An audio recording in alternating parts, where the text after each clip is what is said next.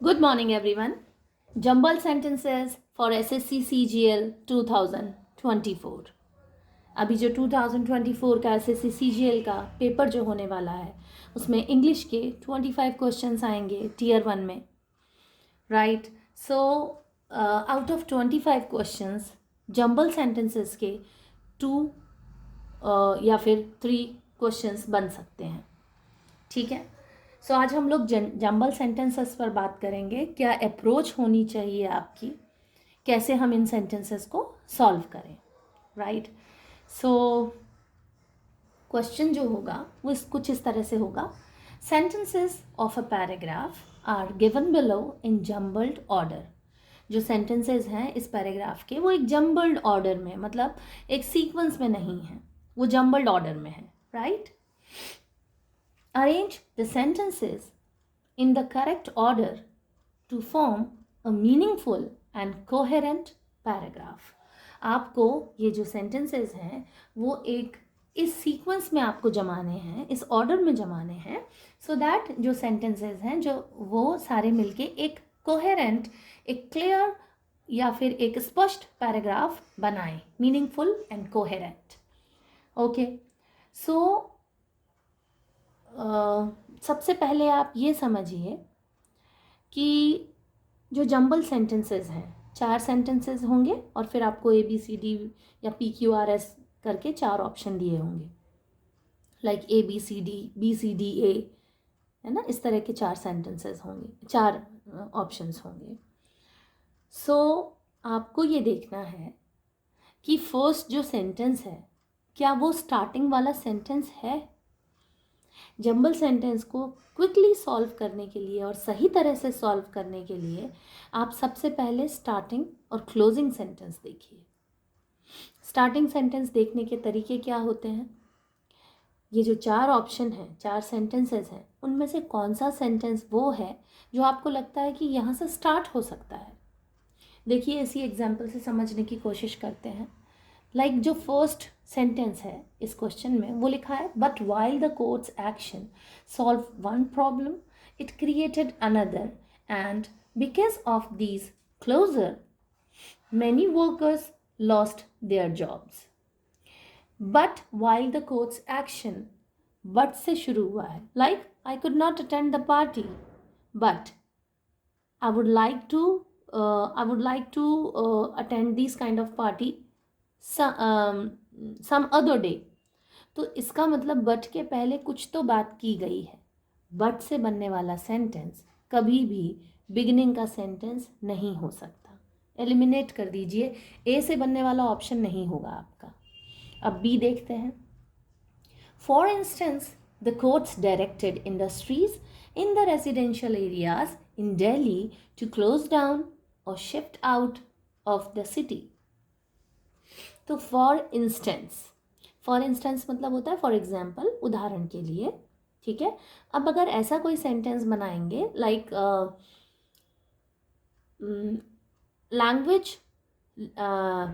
Language knowing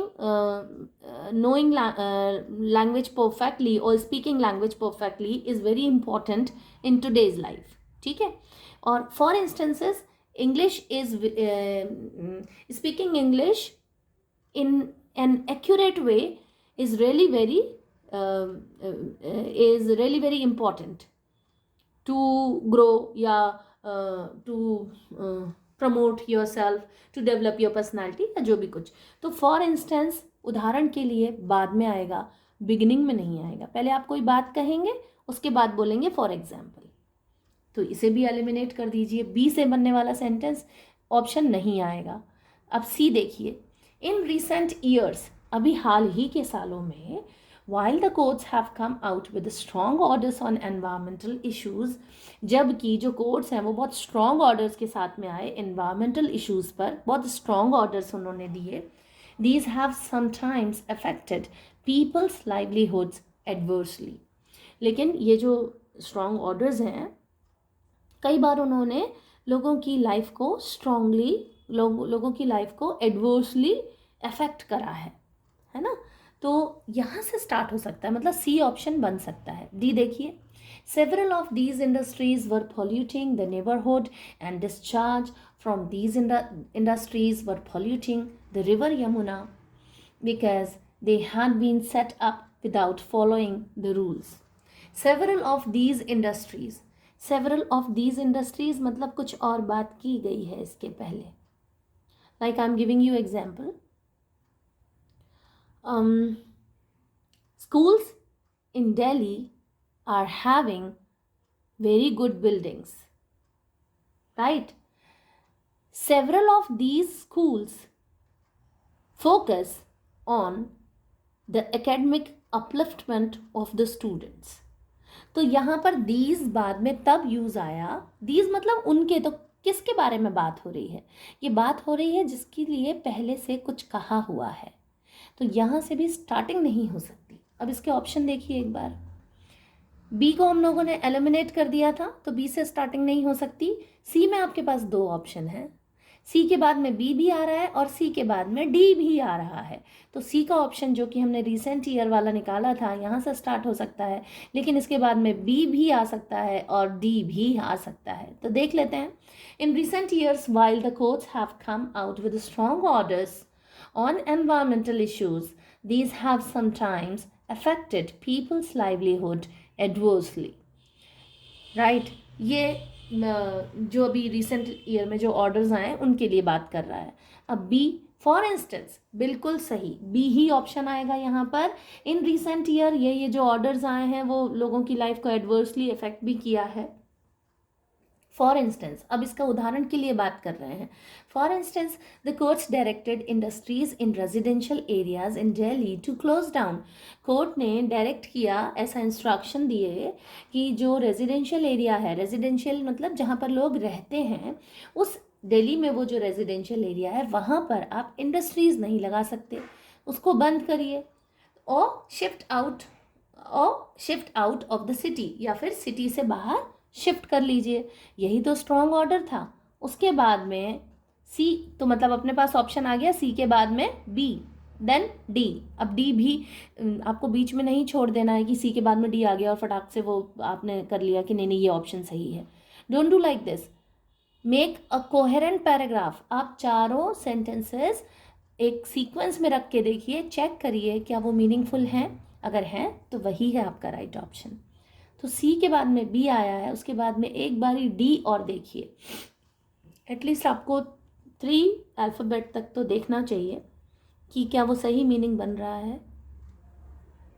अगर आपका एक सही मीनिंग बन रहा है तो आप उस ऑप्शन के साथ जा सकते हैं. ठीक है. कोर्ट के ऑर्डर की बात हो गई. Then several of these industries, वही इंडस्ट्री की बात हो रही थी कि या तो shift out of the city, and several of these industries were polluting the neighborhood, and discharge from these industries were polluting the river Yamuna because they had been set up without following the rules. Several of these industries, कौन सी industries जो दिल्ली के residential area में बनी हुई थी, were polluting the neighborhood. वो अपना पड़ोस जो था उसको पोल्यूट कर रही थी, क्योंकि वहाँ से डिस्चार्ज हो रहा था. इंडस्ट्रीज जो डिस्चार्ज होता है वो डिस्चार्ज यमुना को पोल्यूट कर रहा था, क्योंकि ये जो इंडस्ट्रीज़ हैं वो जो रूल्स बने हुए रहते हैं इंडस्ट्रीज़ के डिस्चार्ज को कहाँ पर आपको फेंकना है, वो रूल्स को फॉलो नहीं कर रही थी. But while the court's action solve one problem, लेकिन हालांकि कोर्ट के एक्शन ने एक प्रॉब्लम सॉल्व कर दी, इट क्रिएटेड अनदर. उसने एक और प्रॉब्लम खड़ी कर दी. कौन सी प्रॉब्लम? कोर्ट ने और कौन सी प्रॉब्लम शुरू कर दी? And that was because of the closure many workers lost their job. दूसरी प्रॉब्लम ये थी कि क्लोज तो करवा दी इंडस्ट्रीज, लेकिन इंडस्ट्रीज के क्लोजर से बहुत सारे जो वर्कर्स थे उन्होंने अपनी जॉब्स खो दी, और जॉब्स छूटने के बाद में वो जो वर्कर्स थे वो जॉबलेस हो गए और उनका जो लाइवलीहुड है वो ख़त्म हो गया. इसकी वजह से वो और ज़्यादा पॉवर्टी लाइन के नीचे पहले ही वो बीपीएल, कुछ तो वर्कर्स पहले ही बीपीएल में थे, बिलो पॉवर्टी लाइन थे, उसके बाद में और ज़्यादा वो पुअर हो गए. ठीक है. तो ये इसका सीक्वेंस आएगा option A, CBDA. Perfect paragraph बन रहा है जिसका एक मीनिंग निकल रहा है. राइट. सेकेंड वाले एग्जाम्पल से हम देखते हैं, सेकेंड क्वेश्चन से। ये दोनों ही क्वेश्चन आपके 2023 के एसएससी सीजीएल टीयर 1 के क्वेश्चन पेपर में आए हुए क्वेश्चंस हैं। सो आपको बिल्कुल ऐसे ही क्वेश्चंस मिलेंगे एसएससी सीजीएल वाले क्वेश्चन पेपर में, right. Second question says sentence of a paragraph are given below in jumbled order. Arrange the sentences in the correct order to form a meaningful and coherent paragraph. Same to same lines आएंगी हर jumbled sentence में. Now number 1 is bauxite is used as a main raw material for the production of aluminium. हो सकता है यहाँ से start. Bauxite जो है वो एक मेन रॉ मटेरियल होता है for production of aluminium. Aluminium बनाने के, एल्यूमिनियम के प्रोडक्शन में बॉक्साइट मेन रॉ मटेरियल है। Second, precipitation is a pre final stage for actual precipitation is a pre final stage for actual production. यहाँ से भी, लेकिन एक्चुअल प्रोडक्शन किसके प्रोडक्शन की बात हो रही है तो ये कुछ क्लियर नहीं हो रहा है, मतलब ये स्टार्ट नहीं होगा। बी को एलिमिनेट कर दीजिए, ए से स्टार्ट हो सकता है, ठीक है। C, sodium aluminate, sodium aluminate is acquired, ठीक है। Sodium aluminate is acquired in the next step. अब next step, sodium aluminate is acquired in the next step. कौन सा नेक्स्ट स्टेप, मतलब पहले तो कुछ एक स्टेप लिया हुआ है, उस स्टेप की बात की नहीं गई है यहाँ, तो सी को भी एलिमिनेट कर दीजिए। D says the smelting process actually extracts aluminium as a final product from its oxide. The smelting of process actually extracts aluminium as a final product from its oxide. D भी हो सकता है, लेकिन जो सबसे सही ऑप्शन मिल रहा है वो है A, bauxite is used as the main raw material for the production of aluminium. देखिए 3 जगह ए मिल रहा है, ए, तो ये तो ज़्यादा टफ हो गया है। डी को हमने वैसे एलिमिनेट कर दिया था, राइट। बी सी हम एलिमिनेट कर चुके थे, लेकिन ए के बाद में बी है या डी है या सी है वो हमें देखना होगा।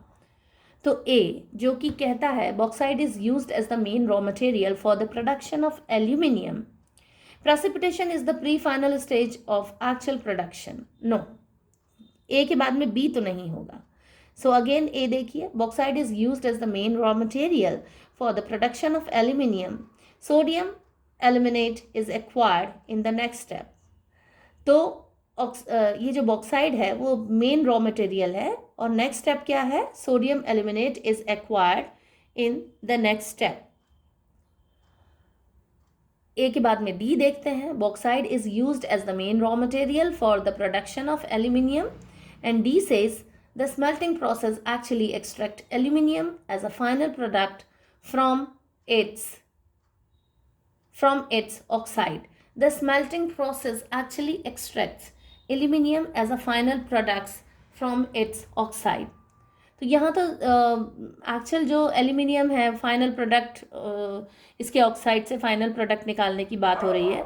यहाँ जो सही ऑप्शन आ रहा है वो है ए के बाद में C, bauxite is used as a main raw material for the production of aluminium and then sodium aluminate is acquired in the next step. उसके बाद जो नेक्स्ट स्टेप होता है उसमें सोडियम एल्यूमिनेट एक्वायर किया जाता है, सोडियम एल्यूमिनेट। तो पहले वाले में हम क्या कर रहे हैं, पहला वाला जो स्टेप है उसमें bauxite is used as the main raw material, ठीक है, for the production of aluminium and then sodium aluminate is acquired in the next step, ठीक है। देन उसके बाद में प्रेसिपिटेशन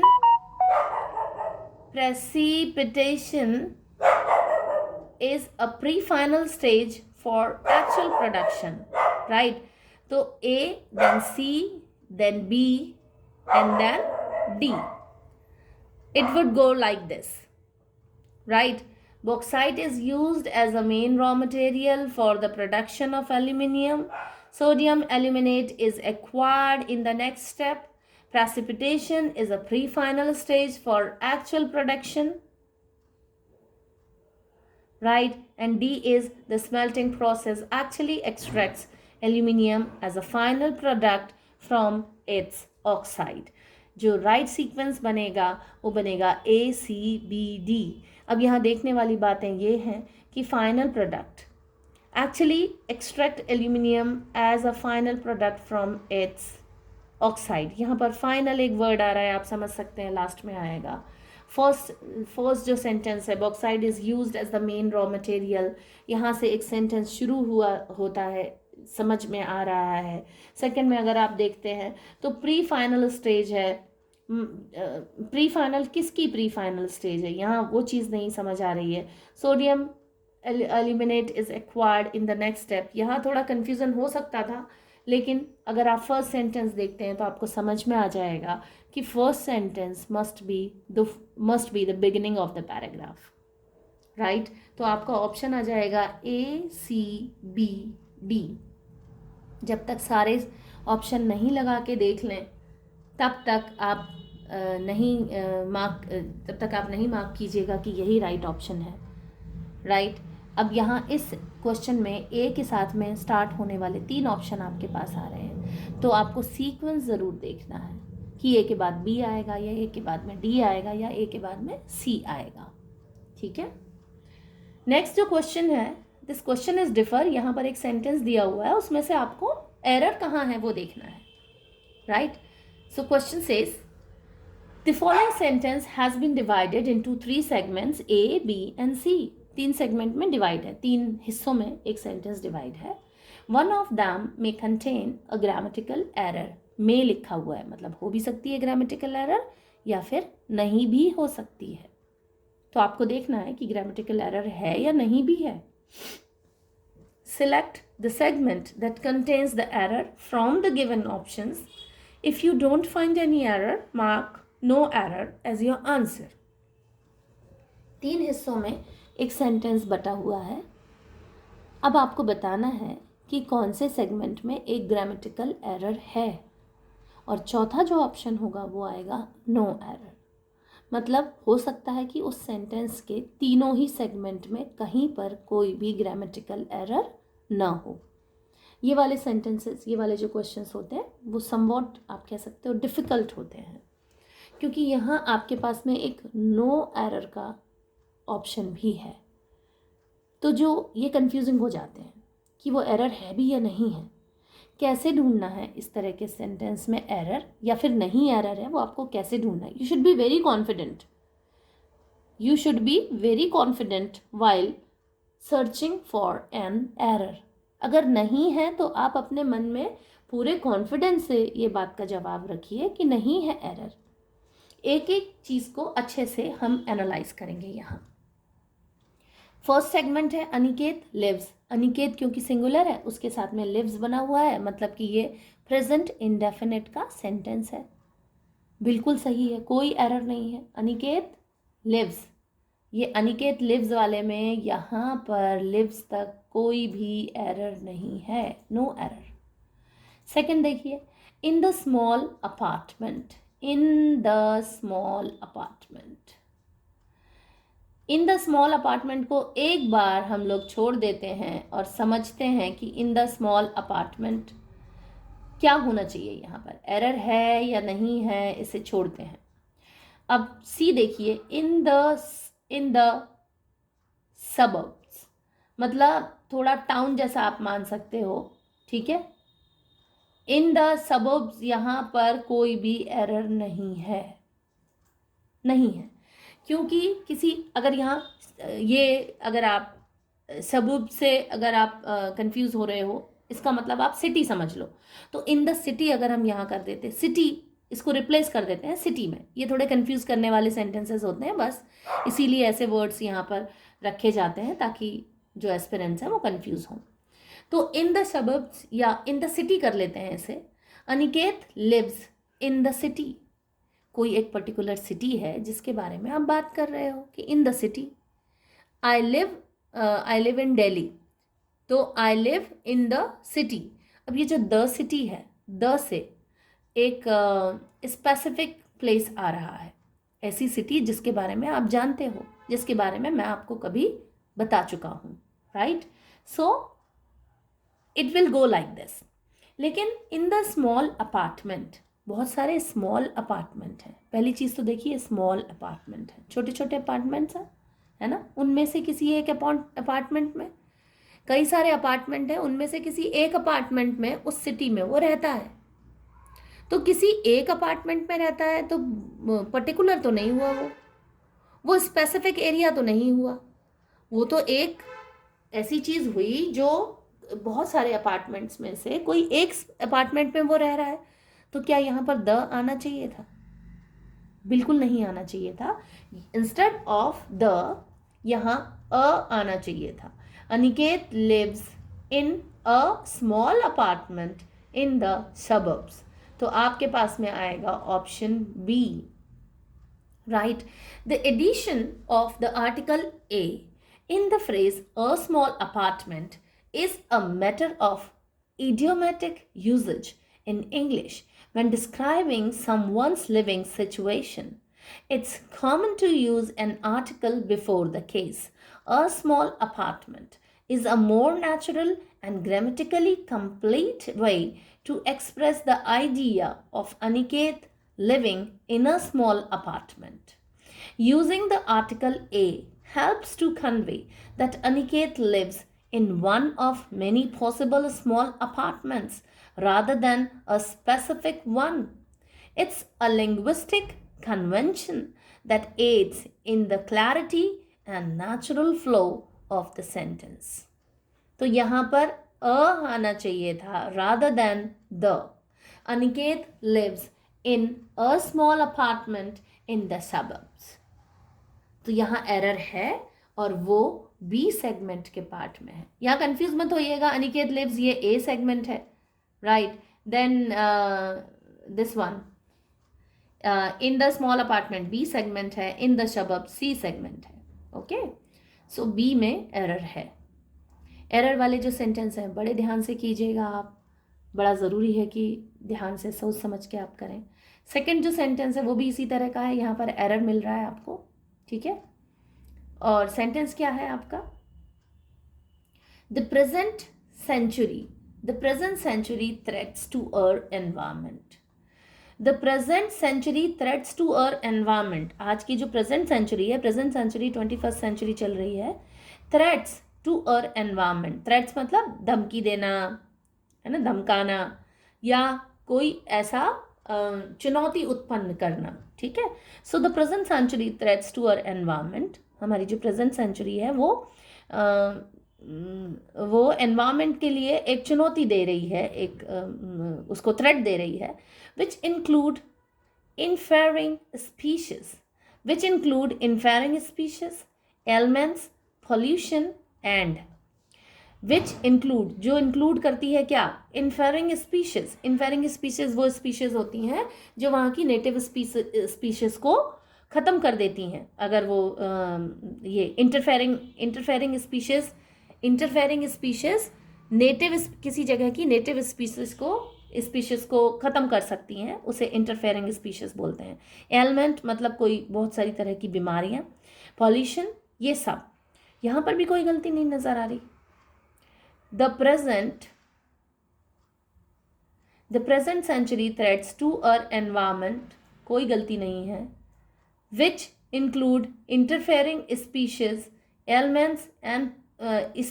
एलिमेंट्स, पॉल्यूशन एंड, यहाँ पर भी कोई गलती नहीं है।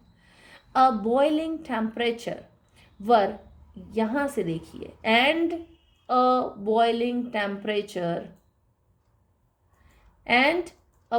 Temperature were putting wildlife pollution at peril. ये जो वर है ये है इसकी प्रॉब्लम, ये वर इसकी प्रॉब्लम है। वर की जगह आर आना चाहिए था, क्योंकि हम बात कर रहे हैं present century threats.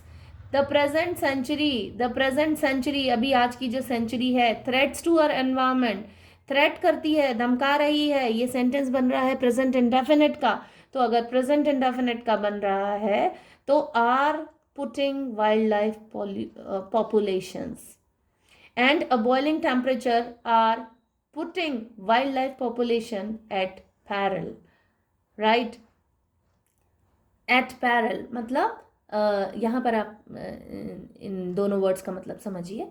The term interfering species typically refers to organism or elements in an ecosystem that negatively affect the growth, survival, or reproduction of other species.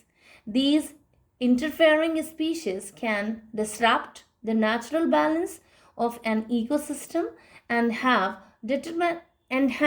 detrimental effects on the population of other organisms. Interfering species can take various forms, including invasive plants, animals, fungi, or even microorganisms. Invasive species, for example, are non-native species that are introduced to a new environment, often unintentionally by humans. Once introduced, they may outcompete native species for resources such as food, water, or sunlight, leading to a decline in the native species population. Right? तो जो interfering species होती हैं वो native species की population को ख़त्म कर देती हैं. एट पैरल का मतलब होता है, at peril is an expression that means being at risk. At peril मतलब एट रिस्क और in danger of harm, damage और loss. When something is described as being at peril, it implies that there is a potential threat or hazard that poses a risk to its well-being or safety. This phrase is often used to convey a sense of vulnerability or exposure to adverse consequences. For example, if someone's action put them at peril, it means that they are engaging in activities that could lead to harm or negative outcomes. Right? तो अभी हम लोग इसमें से grammatical 4 option में से grammatical error ढूंढने की कोशिश करते हैं. एरर जो है वो यहाँ वर है. थर्ड वाले में एरर है बिकॉज यहाँ पर देखिए, the present century threats to our environment. Threats मतलब प्रेजेंट इंडेफिनिट का सेंटेंस है और which include interfering species, elements, pollution and a boiling temperature are putting wildlife population at peril. Are putting, आपने present indefinite के sentence को present continuous के sentence से combine किया है तो वहाँ were putting नहीं आ सकता. present indefinite and past continuous का कोई combo नहीं बनता. right? तो were की जगह यहाँ are आएगा. अब देखिए options, 4 options which include interfering species, elements, pollution and इसमें कोई एरर नहीं है. A boiling temperature were putting wildlife population at peril. यही है एरर. राइट? तो आपका सेकंड वाला जो ऑप्शन है यही आपका राइट आंसर है. Okay, this would be the right answer क्योंकि यहाँ पर जो वर है उसकी जगह आर होना चाहिए. तो ऐसे क्वेश्चंस आपके एसएससी सीजीएल में आएंगे और इनकी जो वेटेज है, जम्बल सेंटेंसेस की वेटेज 2 से 3 क्वेश्चन आ सकते हैं आपके पास और ऐसे ग्रामेटिकल एरर ढूंढने वाले क्वेश्चन भी 2 से 3 क्वेश्चंस आ सकते हैं. सो दोनों ही तरह के क्वेश्चंस बड़े इम्पॉर्टेंट हैं. ध्यान से अगर आप करेंगे, ध्यान से समझेंगे तो कहीं भी गलती नहीं होगी, कोई पॉसिबिलिटी नहीं बनती देन. सो क्वेश्चंस बिल्कुल समझिए. राइट? और एसएससी सीजीएल की अच्छे से तैयारी करते चलिए. चैनल को ज़रूर सब्सक्राइब कर लीजिए, वीडियो को लाइक कीजिए, शेयर कीजिए और टेलीग्राम चैनल से जुड़ जाइए. टेलीग्राम चैनल का लिंक आपको डिस्क्रिप्शन बॉक्स में, इसी वीडियो के डिस्क्रिप्शन बॉक्स में मिल जाएगा. So keep learning. Thank you so much.